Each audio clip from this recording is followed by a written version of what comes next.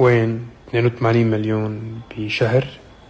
يا ليلو يا العين 200 مليون، صبرا فوق 100 مليون، بفديكي فوق 100 مليون، والكثير والكثير والكثير من مئات الملايين خلال سنة.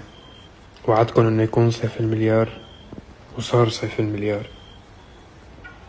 فهذا الشي مو بسببي، هذا الشي بسببكم انتو، لانه انتو واقفين معي شو ما عم بصير. فانا من ناحيتي اذا في شي بدي وعدكم فيه هو انه كل الاشياء السلبية اللي عم بتصير وعد ما رح تأثر ولا 1% على النجاحات اللي جاي. فوعد جايتنا نجاحات كتير كبيرة، وكل اللي صار وكل اللي عم بصير هي مجرد انطلاقة. بحبكم، بضلكم بخير.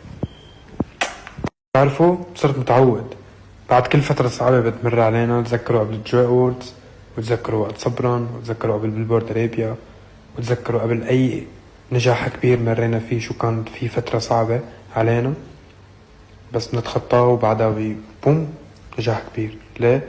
لأنه أعدادكم الغير معقولة ومحبتكم الغير منطقية والكبيرة هي بتأكد نظرية إنه هي النجاحات أكبر بكتير من فن. استفزت كتير عالم هي. ايه أكبر من فن. روحوا قروا التعليقات على البودكاست، وروحوا شوفوا المحبة اللي عم تتقدم، وبتعرفوا إنه هون القصة أكبر بكتير. أنا شايف العالمية قريبة بإذن الله، ما هيك جمهور كبير قريبة. بحب. في حدا مميز؟ لا ما بعد. بشبوش انت المميز حبيبي. انا بشبوش عامل كوسه بلبن، عازم الشباب بغيابي.